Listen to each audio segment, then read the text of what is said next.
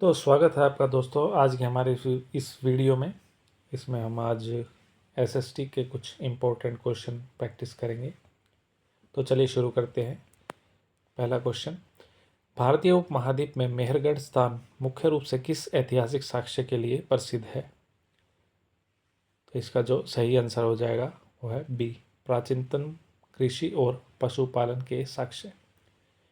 मेहरगढ़ वर्तमान में पाकिस्तान के बलूचिस्तान में स्थित है और यहाँ से नवपाषाण काल के प्राचीन कृषि, गेहूं और जौ तथा पशुपालन के साक्ष्य मिले हैं भेड़ बकरी मवेशी के।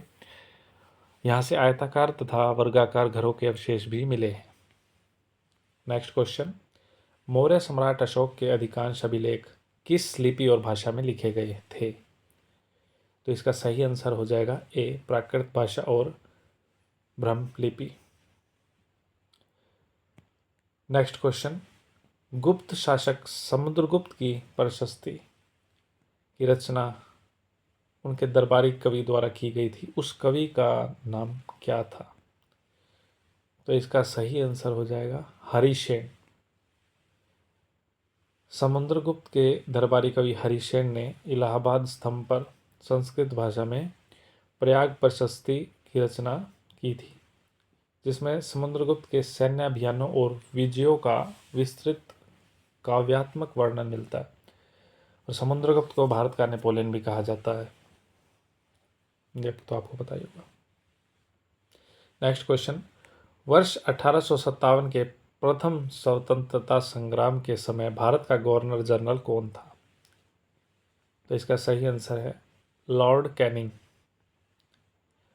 1857 के विद्रोह के समय लॉर्ड कैनिंग भारत के गवर्नर जनरल थे और विद्रोह के पश्चात 1858 के भारत सरकार के अधिनियम द्वारा कैनिंग को ही भारत का पहला वायसराय भी नियुक्त किया गया था। नेक्स्ट क्वेश्चन, जातिगत असमानता के विरुद्ध आवाज उठाने वाली प्रसिद्ध पुस्तक गुलामगिरी 1873 यानी 1873 के लेखक कौन थे? तो इसका सही आंसर हो जाएगा ज्योतिराव फुले। ज्योतिराव फुले ने 1873 में गुलामगिरी पुस्तक की रचना की और इसे उन अमेरिकियों को समर्पित किया जिन्होंने दासों को मुक्त कराने के लिए गृह युद्ध लड़ा था। फुले ने महाराष्ट्र में जाति व्यवस्था के उन्मूलन के लिए सत्यशोधक समाज की स्थापना की थी। ज्योतिराव फुले, गुलामगिरी पुस्तक। नेक्स्ट क्वेश्चन, बंगाल में वर्ष 1793 में स्थायी बंदोबस्त किस गवर्नर जनरल द्वारा लागू किया गया था? तो इसका सही आंसर हो जाएगा B, Lord Cornwallis.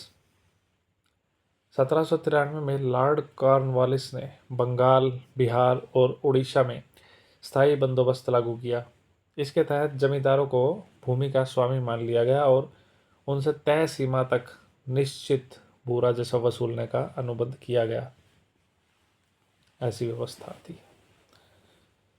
Next question, पृथ्वी का अपनी धुरी पर चक्कर लगाना क्या कहलाता है और इससे क्या घटित होता है?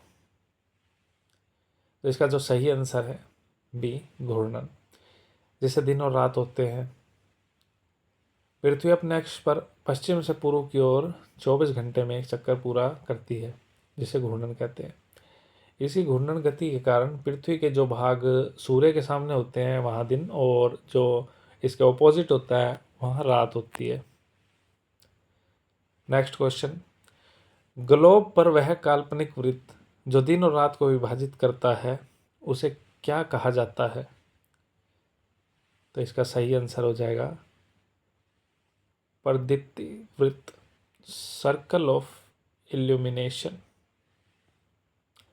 ग्लोब पर प्रकाश डालने वाले भाग यानी दिन को और अंधेरे वाले भाग रात को अलग करने के लिए काल्पनिक वृत्त, सर्कल ऑफ इल्यूमिनेशन कहते हैं। नेक्स्ट क्वेश्चन, वायुमंडल की किस परत में मौसम संबंधी लगभग सभी घटनाएं जैसे वर्षा, कोहरा, ओलावृष्टि होती है? तो इसका सही आंसर है क्षोभ मंडल, ट्रोपोस्फियर। सौरमंडल वायुमंडल की सबसे निचली परत है जिसकी औसत ऊंचाई लगभग 13 किलोमीटर है। सांस लेने योग्य अधिकांश वायु और जल वाष्प इसी परत में पाए जाते हैं, इसलिए वर्षा, बादल, कोहरा जैसी मौसमी घटनाएं इसी में ही घटित होती हैं। नेक्स्ट क्वेश्चन, अमेजन बेसिन के विशाल उष्णकटिबंधीय वर्षावनों ट्रॉपिकल रेन फॉरेस्ट को प्रचुर ऑक्सीजन उत्पादन के कारण किस उपनाम से जाना जाता है? तो इसका सही आंसर हो जाएगा बी, पृथ्वी के फेफड़े, लंग्स ऑफ द अर्थ। दक्षिण अमेरिका के अमेजन वर्षावन इतने विशाल और सघन हैं कि वे वैश्विक ऑक्सीजन आपूर्ति का बहुत बड़ा हिस्सा उत्पन्न करते हैं और भारी मात्रा में CO2 सोखते हैं, इसलिए इन्हें पृथ्वी के फेफड़े कहा जाता है। दक्षिण अमेरिका में अमेजन वर्षावन। नेक्स्ट क्वेश्चन,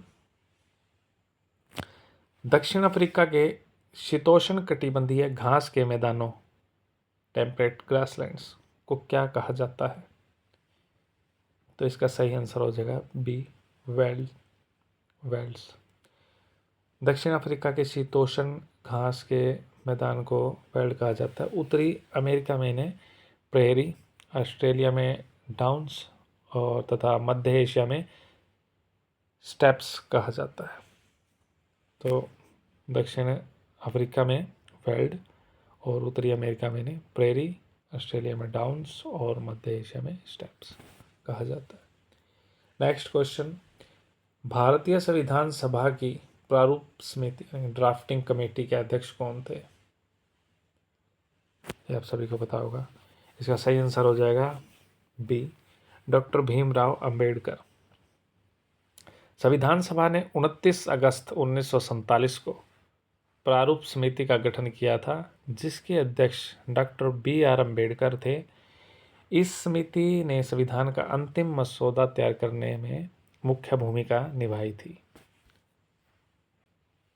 नेक्स्ट क्वेश्चन, भारतीय संविधान के किस अनुच्छेद के तहत अस्पृश्यता यानी अनटचेबिलिटी का पूर्ण उन्मूलन कर इसे कानूनी अपराध घोषित किया गया है? तो इसका सही आंसर हो जाएगा अनुच्छेद 17। भारतीय संविधान के जो मौलिक अधिकार के तहत भाग 3 में अनुच्छेद 17 अस्पृश्यता के आचरण को पूरी तरह से प्रतिबंधित करता है। इसका उल्लंघन कानूनन एक दंडनीय अपराध है।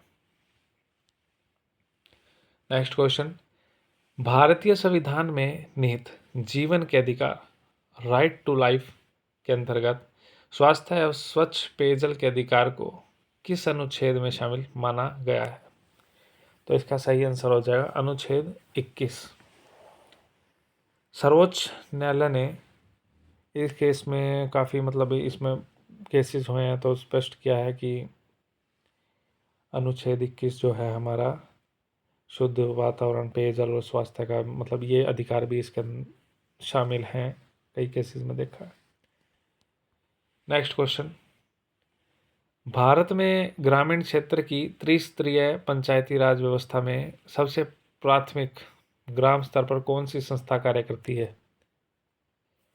तो इसका सही आंसर हो जाएगा सी, ग्राम पंचायत। पंचायती राज व्यवस्था के 3 स्तर होते हैं एज यू नो, ग्राम पंचायत, पंचायत समिति और जिला परिषद। नेक्स्ट क्वेश्चन, हड़प्पा सभ्यता के किस प्रमुख नगर से ईंटों व प्लास्टर द्वारा निर्मित विशाल स्नानागार प्राप्त हुआ है? तो इसका सही आंसर हो जाएगा बी, मोहनजोदड़ो। मोहनजोदड़ो से एक खास तालाब मिला है जिसे पुरातत्वविदों ने विशाल स्नानागार कहा है। इसमें पानी का रिसाव रोकने के लिए ईंटों के ऊपर प्लास्टर और चारकोल की परत भी चढ़ाई गई थी और जिसका प्रयोग किसी विशेष अनुष्ठानिक स्नान के लिए होता था।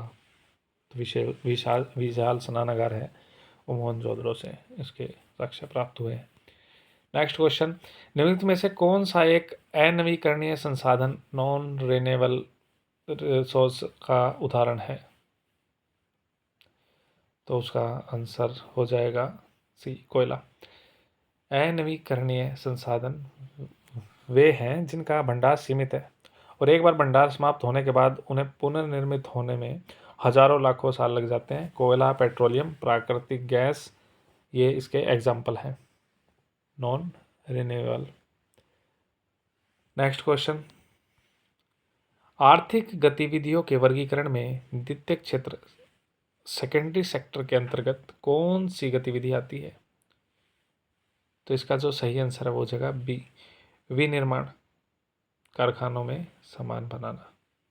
द्वितीयक क्षेत्र में प्राकृतिक जो उत्पादों को मतलब अन्य रूपों में विनिर्माण प्रणाली से अन्य रूपों में बदला जाता है, जैसे कपास से कपड़ा, लोहे से औजार बन गए, और इसके अलावा भाई जैसे कृषि और मत्स्य ये प्राथमिक क्षेत्र हैं। तो बैंकिंग और परिवहन है तृतीयक, मतलब सेवा होगी, ये एक तरीके से तृतीयक क्षेत्र में आएंगे। नेक्स्ट क्वेश्चन, भारतीय न्यायपालिका की मूल संरचना किस प्रकार की है?